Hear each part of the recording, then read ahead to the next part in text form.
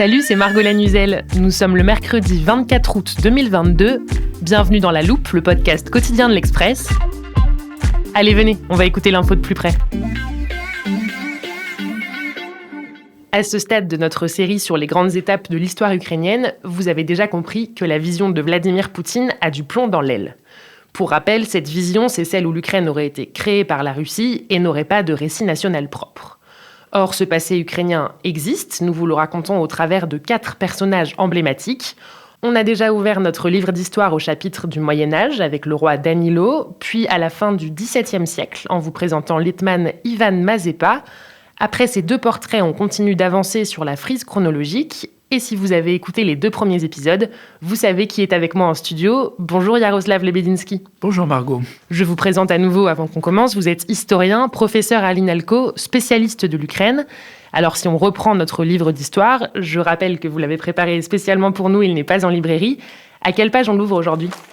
Nous nous rapprochons de notre époque et nous allons nous intéresser au début du XXe siècle, plus précisément à la Révolution de 1917. Et nous allons y retrouver de façon surprenante ce titre d'hétman dont nous avons parlé hier. Eh bien c'est parfait, on est au bon chapitre.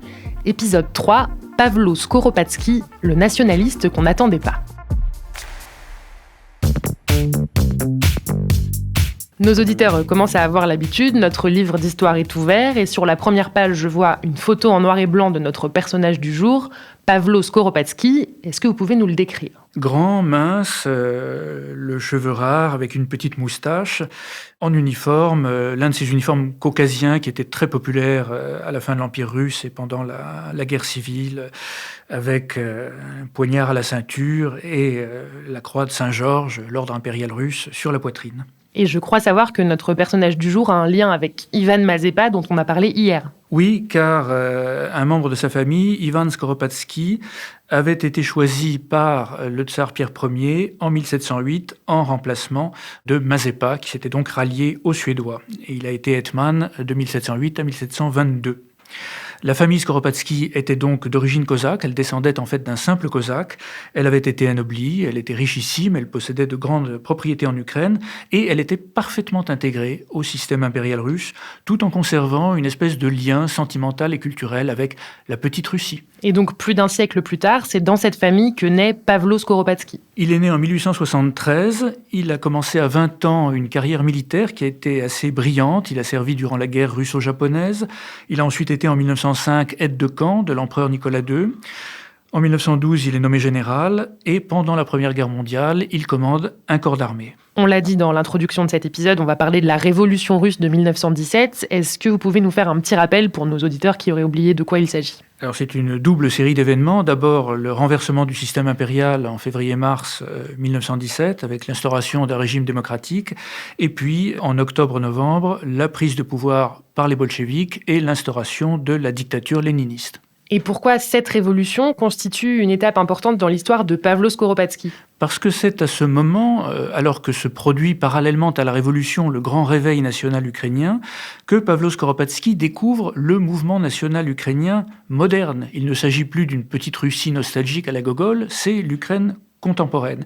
Et à ce mouvement, il se rallie de la façon la plus surprenante. Mais les dirigeants, qui sont en majorité socialistes du nouvel État ukrainien, se méfient de lui et ils l'écartent en décembre 1917. Ce nouvel État ukrainien est rapidement vaincu par la Russie bolchevique, qui ne peut évidemment pas laisser échapper l'Ukraine pour des raisons à la fois politiques et économiques, et elle est sauvée par les Allemands et les Austro-Hongrois, avec qui elle conclut une paix séparée à Brest-Litovsk le 9 février 1918. Les Allemands et les Austro-Hongrois remettent en selle le gouvernement ukrainien indépendant au printemps 1918, mais ce gouvernement très vite s'aliène ses nouveaux protecteurs par ce qu'on peut appeler son amateurisme et son incapacité à remettre de l'ordre dans le pays et à faire repartir l'économie. Donc c'est une nouvelle chance qui se présente pour Pavlo Skoropadsky. Oui, il fédère une opposition conservatrice qui est à ce moment-là assez forte. Toute une partie de la population est mécontente, en fait, du gouvernement socialiste. Et le 29 avril 1918, un coup d'État qui a lieu à Kiev renverse le gouvernement républicain.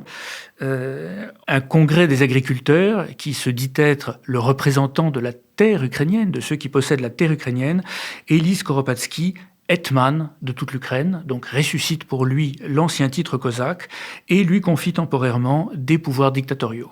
Donc hetman de toute l'Ukraine, et ses pouvoirs, il va les conserver pendant combien de temps ? Ça a été une expérience assez brève, elle n'a duré que 7 mois et demi, de fin avril à mi-décembre 1918, et son bilan est controversé. Les détracteurs de l'hetman, tant ukrainiens qu'étrangers, ont fait de lui un agent des Allemands, alors que les Allemands avaient été invités par le pouvoir étranger, et un réactionnaire qui aurait été manipulé par les grands propriétaires fonciers dont il était, et par les capitalistes. Il aurait été en outre un faux Ukrainien, en fait, un général russe déguisé en Ukrainien. Le régime, lui, à l'époque, le régime de l'hetman, revendique un ancrage dans la tradition nationale ukrainienne, dans la tradition cosaque, celle que tous les Ukrainiens connaissent et partagent à cette époque. Et Skoropadsky envisage d'ailleurs de reconstituer une classe cosaque ukrainienne, modernisée. Donc vous nous l'avez dit, ça ne dure pas longtemps.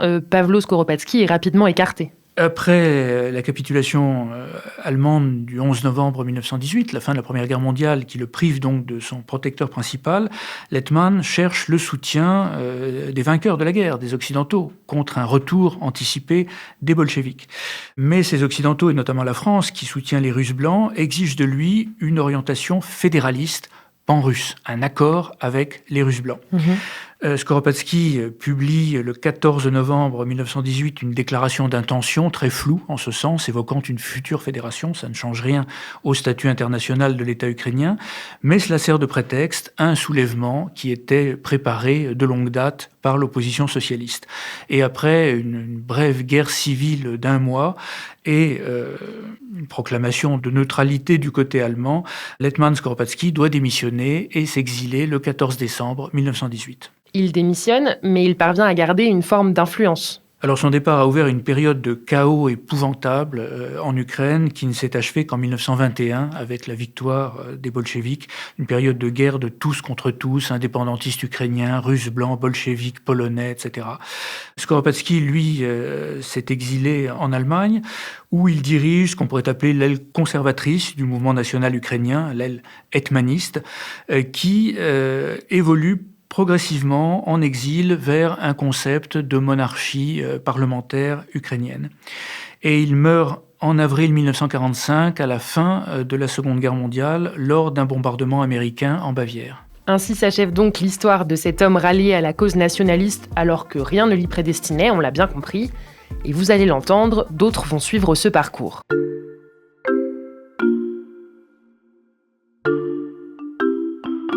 Vous l'avez dit, Yaroslav Lebedinsky, cet hetman de toute l'Ukraine a divisé quand il était à la tête du pays. Il a ensuite été écarté du pouvoir.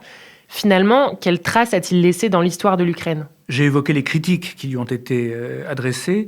Du côté ukrainien, aujourd'hui, les historiens et certains hommes politiques actuels insistent plutôt sur l'œuvre tout à fait extraordinaire qui a été réalisée en très peu de temps. C'est-à-dire que Skoropadsky a obtenu la stabilisation économique du pays, il a présidé à la création d'institutions administratives, diplomatiques, militaires, avec une armée, judiciaire, financière. Et j'insiste beaucoup là-dessus, culturelles et pédagogiques, car ces questions, à l'époque, ont une grande importance pour l'affirmation de l'identité ukrainienne. Une académie des sciences a été fondée, 2 universités ukrainiennes ont été ouvertes, un chœur national, un orchestre symphonique ont été créés. Donc une œuvre véritablement remarquable dans ces délais. Donc Pavlo Skoropadsky a marqué son époque politiquement et culturellement. Est-ce qu'aujourd'hui, ça reste un personnage controversé ? Les controverses subsistent, et d'ailleurs, c'est très bien, c'est l'essence même de l'histoire, mais il a connu, durant les dernières décennies, une réhabilitation assez complète en Ukraine. Une loi de 2015 le range d'ailleurs parmi les combattants pour l'indépendance de l'Ukraine au XXe siècle, dont il y a bien entendu une longue liste. Et ce qui est intéressant, c'est qu'il a été cité comme un modèle fréquemment par 2 présidents ukrainiens, Viktor Yushchenko, qui a présidé de 2005 à 2010, et Petro Poroshenko, président donc entre 2014 et 2019. Donc Pavlo Skoropadsky est réhabilité et son évolution d'un milieu très éloigné de la politique jusqu'aux plus hautes sphères du pouvoir en a inspiré d'autres. Je pense notamment à l'actuel président ukrainien Volodymyr Zelensky. On peut citer Zelensky, bien sûr. On pourrait citer aussi Yulia Tymoshenko, ancien Premier ministre, qui a eu un parcours assez parallèle. Et si Skoropadsky fascine aujourd'hui les Ukrainiens, c'est à cause donc de cette œuvre de construction étatique, mais aussi à cause de ce ralliement, de cette cause ukrainienne, de cette idée ukrainienne qui attire parfois les partisans les plus surprenants. Et on pourrait parler d'une espèce de syndrome de Skoropadsky. Le syndrome de Skoropadsky, c'est pas facile à dire, mais c'est passionnant. Merci beaucoup pour ce 3e portrait, Yaroslav Lebedinsky. Merci et à demain. Demain, on se retrouve donc pour notre dernier épisode. On avancera un tout petit peu dans l'histoire. Et l'on reparlera de rapports ukraino-allemands et d'un personnage très instrumentalisé par la Russie de Vladimir Poutine. Après 3 épisodes, vous faites le teasing vous-même, c'est parfait. Je rappelle à nos auditeurs que ces 4 récits sont à retrouver dès aujourd'hui en kiosque dans un numéro de l'Express spécial Ukraine, 6 mois après le début de l'offensive russe et à l'occasion de la fête de l'indépendance nationale ukrainienne. Tous les articles et les rubriques du magazine sont consacrés au peuple ukrainien et ils sont également disponibles sur notre site internet, l'express.fr. Si ce podcast vous a plu, vous pouvez nous laisser des commentaires et des étoiles et vous abonner à La Loupe pour ne pas rater la suite. Cet épisode a été fabriqué avec Charlotte Baris, Jules Cros et Mathias Pengili.